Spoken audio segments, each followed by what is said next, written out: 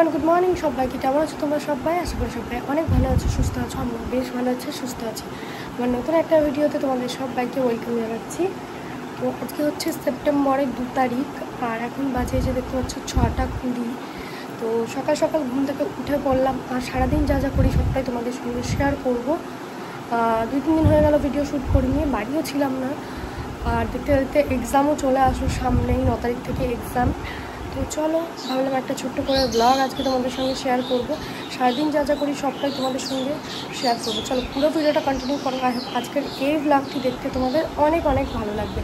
চলো ভিডিওটি শুরু করা যাক। এই যে দেখো, এখনও বিছানা তোলা হয়নি, বিছানাটা তুলে নেব। আর এত রোদ দেখতে পাচ্ছ সকাল সকাল পুরো আজকে। তো এই রোদটা এসে যে গায়ে পড়েছে, আর সকাল সকাল ঘুম ভেঙে গেছে। যাই হোক, চলো আগে বিছানাটা তুলে নিই, তারপরে ফ্রেশ হবো, তারপর যা যা করবো সেটা তো তোমরা দেখতেই পাবে। তোমরা অনেকেই আমাকে জিজ্ঞাসা করছো, দিদি তোমার কি কিছু হয়েছে? আগের মতো না, ঠিক করে শর্টস ভিডিও দাও না, ঠিক করে ভ্লগ দাও না ইউটিউবে। তোমার ভিডিও দেখার জন্য আমরা রোজ ওয়েট করে থাকি, কিন্তু মাঝে মধ্যে তুমি ভিডিও দাও না, তখন খুব রাগ হয়ে যায়। এই কমেন্টগুলো আমি দেখছি, প্রায় দিনই পাচ্ছি। তো তোমাদের কাছে আমি তার জন্য ক্ষমাও চেয়ে নিয়েছি যে মাঝে আমি কিছু প্রবলেমের মধ্যে ছিলাম, যার জন্য ভিডিও দিতে পারিনি ঠিকঠাকভাবে। আর ভিডিও শ্যুট করাও ছিল, সেগুলো এডিট করে উঠতে পারছিলাম না। তোমরা তো জানোই সামনে আমার এক্সাম রয়েছে। এই সব কিছু মিলিয়ে এখন একটু চাপের মধ্যে রয়েছি, যার জন্য ঠিকঠাকভাবে ভিডিও দিতে পারি না। আর প্লাস হচ্ছে তোমাদের উপর রাগ থেকেই আমি দিই না, সত্যি কথা বলতে। কারণ তোমরা হচ্ছে তোমাদের দাদাভাই যখন থাকে তখন একবারে সেই লেভেলের ভিডিও দেখো, আর আমি একা থাকলে অতটা ভিডিও দেখতে চাও না। তো এটা আমি সত্যি কথা বলতে একটু কষ্ট পাই, যার জন্য আমি দেখছি এত কষ্ট করে ভিডিও শ্যুট করে যদি ভিউজ ঠিকঠাক না আসে তাহলে আমার দরকার নেই, কারণ সব কিছুরই পরিশ্রম রয়েছে, তোমরা তো জানোই। যার জন্য এখন আর ঠিকঠাকভাবে ডেইলি ভিডিও তোমাদের সঙ্গে দিতে পারি না। তো কিছু মনে করো না, এক্সামগুলো হয়ে যায়, তারপর তো তোমাদের দাদাভাইও বাড়ি চলে আসবে, তখন অনেক নতুন নতুন ভিডিও তোমরা দেখতে পাবে। এখন ওই টুকটুক করে মাঝে মধ্যে 2-1টা করে যা ভিডিও আমি পারবো তোমাদের সঙ্গে শেয়ার করব। তো এদিকে দেখো, তোমাদের সঙ্গে কথা বলতে বলতে আমার বিছানা তোলা হয়ে গেল। আর আজকে একটা জিনিস মিসিং রয়েছে, কি বলো তো? আমার গাড়িটা রোজ ওখানে থাকে, আজকে দেখতে পাচ্ছ গাড়িটা ওখানে নেই। কেন বলো তো? অ্যাকচুয়ালি বিল্টু মানে আমার জেঠু ছেলে, আমার যে দাদা রয়েছে, তোমাদেরকে তো আগে শেয়ার করেছিলাম, ও নেভির ট্রেনিং করেছে। তো ও হচ্ছে ডিউটি চলে গেছে আগের দিন, মানে কালকে রাতে বেরিয়েছে। হচ্ছে আজকে সকালে ফার্স্ট মর্নিংয়ে ওর ফ্লাইট রয়েছে, তার জন্য ওকে বাড়ি থেকে রাতে বেরিয়ে যেতে হয়েছে কালকে। তো বাড়ি থেকে জেঠু, আমার একটা দাদা, সবাই মিলে গিয়েছে, গাড়িটা নিয়ে গেছে স্টেশন পর্যন্ত। তো ওই জন্যই হচ্ছে গাড়িটা রাতে ছিল না বাড়িতে, স্টেশনেই ছিল। মানে ওরা যখন বাড়ি এসেছে জানি না, সেই দাদাদের বাড়িতে রয়েছে, আবার নিয়ে আসবো গিয়ে গাড়িটা। তো এই কারণেই হচ্ছে আজকে গাড়িটা মিসিং রয়েছে। সত্যি কথা বলতে মনটাও খারাপ লাগছে, যেহেতু তোমরা জানো আমার যে কোনো দরকার অদরকার সব জায়গায় ও আমাকে নিয়ে যায়, যখনই যেখানেই ফোন করি না কেন। কলেজ থেকে যখন বাড়ি আসি, মানে যদি টোটো না পাই, যদি স্কুটি না নিয়ে যাই, হয়তো কোনো টোটোয় চলে গেলাম। আসার সময় তো জানো, তোমাদেরকে তো বলেছি আমি যে আমাদের রুটটা এমনই, একা টোটো আসলে 50 টাকা ভাড়া বলে। তো তার জন্য হচ্ছে আমি ওকে যখনই ফোন করি, যে পরিস্থিতিতেই থাক না কেন, গাড়ি নিয়ে চলে যায় আমাকে আনতে। শুধু ও বলে না, আমার আরেকটা দাদাও রয়েছে, ওরা দুজনই আমাকে যে কোনো জায়গায়, আমার যে কোনো প্রবলেমে ওরা চলে যায়। সত্যি বলতে খুব মনটা খারাপও লাগছে, জানো তো। আর বাড়িতে লোক সংখ্যাগুলো এক এক করে সব কম হয়ে যাচ্ছে। আমরা দেখো, ওই বাড়িতে জেঠু, ডলি আর জেঠিমা, আর এই বাড়িতে আমি আর মা হয়ে গেলাম। তো মনটাও খারাপ লাগছে। আর ও না খুব মানে কি বলো তো, মানে সব সময় যে কোনো জায়গায় গেলে আমাকে আগে বলবে চল যাবি। তো এই একটা মানে মনটা খুব খারাপ লাগছে। যাই হোক, তো কাজ তো করতেই হবে, তাই না? মা আমাকে বলছে তুই যদি চাকরি করতে যেতিস না, তোকে আমি যেতে দিতে পারতাম না। তখন আমি আবার বলছি কেন, শ্বশুরবাড়ি গিয়ে তো 10 দিন 15 দিন করে থাকি, তখন কি করে থাকি? মা বলছে সেটা তো বাড়ির কাছে, এত দূরে তো আর না। আচ্ছা যাই হোক, এইদিকে দেখো হচ্ছে আজকে বাড়িতে হচ্ছে ইলিশ রান্না, প্রথম ইলিশ এবছরের। অনেক দিন থেকে ইলিশের সন্ধানে ছিলাম, বাজারে খোঁজ করেছি, পাচ্ছিলাম না। আর তোমরা তো জানোই আমাদের এখান থেকে বাজারটা একটু দূরে, তো বাজারে সব দিন তো যাওয়াও হয় না। আজকে ফাইনালি গ্রামে পেয়েছি, তবে খুব ছোট সাইজের, খুব একটা বড় না। তবে মাছটা কিন্তু একদম ফ্রেশ, মানে মাছটা ভালো রয়েছে। আর সত্যি কথা বলতে প্রথমে একটু কেমন লাগছিল যে এত ছোট ওজনের ইলিশ, টেস্ট হয়তো হবে না, কিন্তু রান্না করার পর খেয়ে দারুণ টেস্টি ছিল কিন্তু মাছটা। শুধু ওয়েটটা একটু কম, আর একটু বড় হলে ভালো হতো। 600 টাকা কেজি, ভাবো এইটুকুনি ইলিশের। তো যাই হোক, তো এই বছরের প্রথম ইলিশ রান্না হবে। এই অনেক যে ইলিশ খেতে পারছি ফাইনালি, অনেক দিন থেকে খুঁজছি, জানো তো, গ্রামে তো পাই না, আনে না। তো ফাইনালি আজকে পেয়েছি। আর এদিকে দেখো সকালবেলা খাবারটা খেয়ে নিচ্ছি।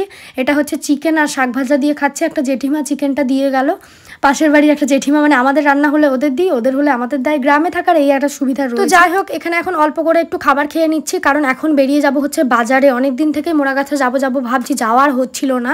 তো এই যে দেখো সমস্ত শাড়িগুলোকে নিয়ে যাচ্ছি। আজকে আপাতত 4টে শাড়ি নিয়ে যাব, মানে মায়ের একটা, এটা সুস্মিতা দিয়েছে, ওটা সুস্মিতা যেটা আমাকে দিয়েছে সেটাও নিয়ে যাব, এই শাড়িটা, আর মা যে শাড়িটা এবার পুজোয় দিল, এই সব শাড়িগুলোর ব্লাউজ বানাতে দিয়ে আসবো। মোটামুটি তো আমার 1000 টাকা যাবেই যাবে, এতগুলো শাড়ি নিয়ে যাচ্ছি।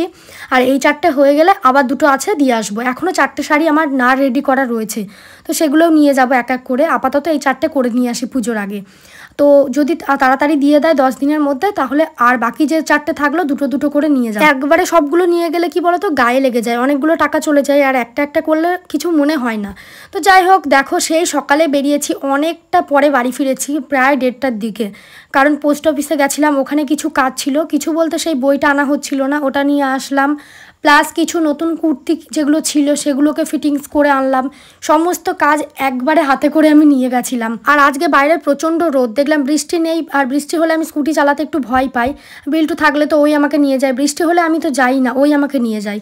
তো এখন তার হবে না, নিজের কাজ নিজেকেই সারতে হবে। তো এই যে দেখো এই ড্রেসগুলো সব রেডি করে আনলাম, এগুলো পুজোর মাঝে হয়তো পরা হবে, তোমাদের দাদাভাই আসলে কোথাও ঘুরতে গেলে পরা হবে। এটা কিন্তু 2 পিস, এর প্যান্টটাও রয়েছে। ড্রেসগুলো সব ফিটিংস করে আনলাম, কিছু কুর্তি আর সেই যেগুলো ভালো চুড়িদার নেওয়া হয়েছিল সেগুলোকে এখনও ফিটিংস করা হয়নি, ওগুলোকেও পরে নিয়ে যাব। আচ্ছা, একটা কমেন্টের অ্যান্সার দিই। একজন কমেন্ট করেছে দেখলাম যে ফৌজির বউরা নাকি সংসার করতে পারে না, ফৌজির বউরা সব একই রকম হয়, শ্বশুর শাশুড়ি নিয়ে থাকতে পারে না। আর এই কথাটা যে শুধু আজকে কমেন্টে দেখলাম এমনটা না, ছোটোবেলা থেকেও শুনতাম, অনেকে এই ফৌজির বউদের অনেক কিছুই বলতো।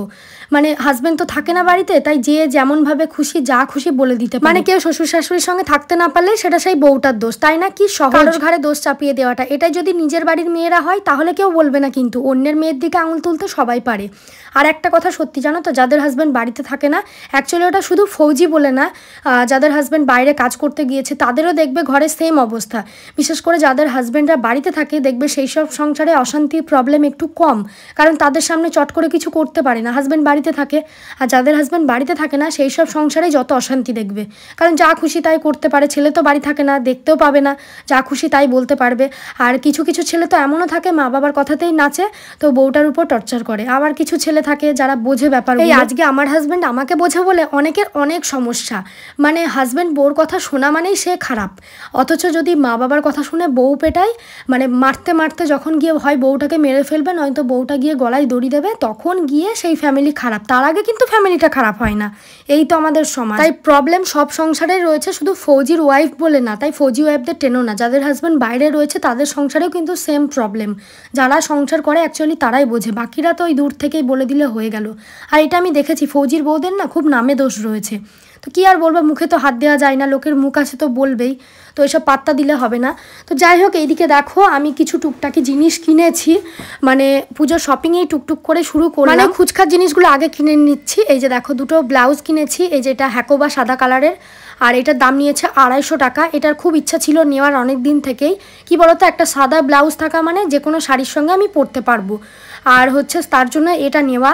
আর এই যে দেখো এই ব্লাউজটা নিয়েছি, হচ্ছে আমি একটা শাড়ি অর্ডার করেছি সেটার সঙ্গে পরবো বলে, সেই শাড়িটা আমি একটা স্পেশাল কারণের জন্য অর্ডার করেছি, তোমাদেরকে পরে অবশ্যই বলবো।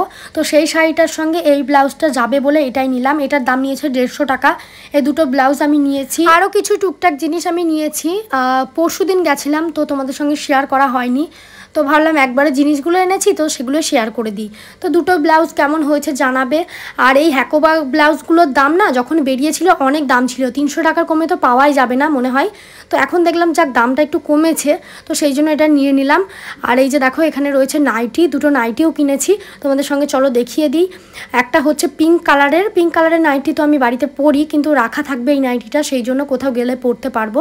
সত্যি কথা বলতে নাইটি পরে পরে না এমনই একটা অভ্যেস হয়ে গেছে, অন্য কিছু পরতে ভালো লাগে না। ছোটবেলায় আমি কোনোদিনও নাইটি পরিনি, শুধু এই রিসেন্টলি 3-4 বছর হবে হয়তো আমি নাইটি পরা স্টার্ট করেছি, তার আগে কিন্তু পরতাম না। তো যাই হোক, এই যে দেখো এই নাইটিটা নিয়েছে, আর এখন তো সব আমি এইরকম গলা নিই, অ্যালান কাট বলে এটাকে হয়তো, মানে পিঠ তোলা সমস্ত নাইটি নিই। আগে তো এই নাইটি পরতে ভালোই লাগতো না, কিন্তু এখন মনে হয় না, পিঠটা ঢাকা থাকবে, একটু পরিষ্কার থাকবে, আর রোদে রোদে পিঠ কাটা নাইটি পরা মানেই তো পিঠটাকে কালো করা, সেই জন্য আর মানে পিঠ কাটা নাইটি খুব কমই পরা হয়, যদিও আমি বাইরে বেরোই না তবুও মনে হয় যেন কালো হয়ে যাচ্ছি। আর এই যে দেখো এই নাইটিটা নিয়েছি বাটি প্রিন্টের ছাপার মধ্যে, ব্লু কালারের, তো এটা আমি স্লিভলেসই পরবো গরমকালে। আর একটাও আমার রয়েছে ফুল হাতা, তোমরা দেখো। এই বাটি প্রিন্টের ছাপাটার দাম নিয়েছে 250 টাকা, আর ওইটার দাম নিয়েছে 210 টাকা। নাইটি দুটো কেমন হয়েছে আমাকে কিন্তু অবশ্যই কমেন্ট করে জানাবে। আর কাপড়টা না ভীষণ ভালো। এই পিঙ্ক কালারের নাইটিটার দামটা একটু কম হলেও না কাপড়টা কিন্তু ভীষণ সফট। বিশেষ করে আমার তো নাইটির কিছু কিছু নাইটি রয়েছে যেটার কাপড় দেখেই জিনিস নিতে মন হয়। তো যাই হোক, আর এদিকে দেখো দুটো প্যান্ট নিয়েছি। এই যে এটা হচ্ছে পেন্সিল প্যান্টের মতনই, মানে কি প্যান্ট বলে, হ্যাঁ ওরকমই কিছু একটা হবে, আমি ঠিক নাম জানি না। আর একটা লেগিংস নিয়েছি, এই যে অ্যাঙ্কার লেন্থ ব্ল্যাক কালারের। একটা তো আমি পরি আর এটা রাখা থাকবে, তো সেই জন্য নিয়েছি। একটা সাদা কালারের কুর্তি রয়েছে, সেটা দিয়ে ওই রেড কালারের প্যান্টটা পরা যাবে, যার জন্য ওটা নেওয়া। জিনিসগুলো কেমন লাগলো অবশ্যই কিন্তু কমেন্ট করবে। এগুলো সব ফুচকার জিনিস, এই জিনিস কটাতেই আমার প্রায় 1900 টাকার বাজার হয়ে গেছে। তো যাই হোক, এগুলো প্রয়োজন, এগুলো লাগতোই, সেই জন্য আরোই নেওয়া। আর এদিকে দেখো, তারপরে তোমাদের দাদাভাই কল করেছিল, তো ওর সঙ্গে বক বক করছিলাম। আর কটা দিনের অপেক্ষা, তারপরে তোমাদের দাদাভাই বাড়ি চলে আসবে। ভীষণ আনন্দ লাগছে, সত্যি কথা বলতে এত আনন্দ লাগছে কি আর বলবো তোমাদেরকে। তো ওর সঙ্গে বক বক করছে। নেটওয়ার্কের অবস্থা আজকে তাও একটু ঠিকঠাক রয়েছে, নয়তো এত বাজে নেটওয়ার্ক থাকে যে কিছু দেখা যায় না, ঠিক করে বোঝা যায় না। সেই একটা কথা 5 বার বলার পর তারপরে শোনা যায়। ও কিন্তু শুনতে পায়, কিন্তু আমরা শুনতে পাই না। তো যাই হোক, আজকের মতন ভিডিওটা এই পর্যন্ত রাখছি। টাটা সবাইকে, খুব তাড়াতাড়ি দেখা হবে অন্য আরেকটি ভিডিওর সঙ্গে।